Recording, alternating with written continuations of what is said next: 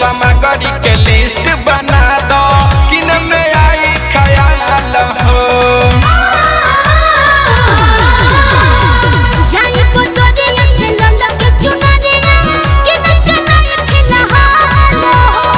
पूजा सामग्री के लिस्ट बना दो किन में आई ख्याल हो।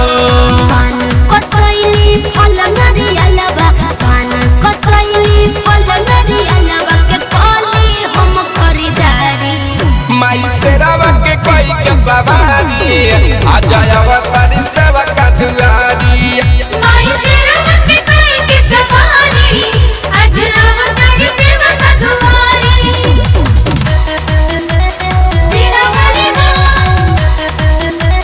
जुटावाली माँ दादावाली शेरावाली खानेवाली माँ।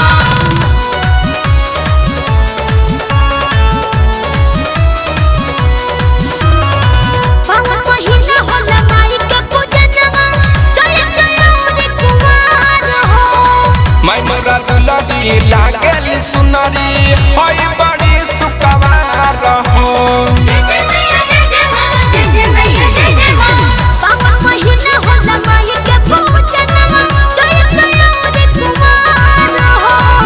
मोरा दुलरी लागल सुनरी होई बड़ी सुकवार हो।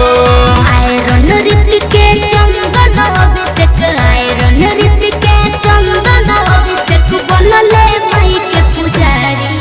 माई शेरावा के कोई के सवारी आ जाए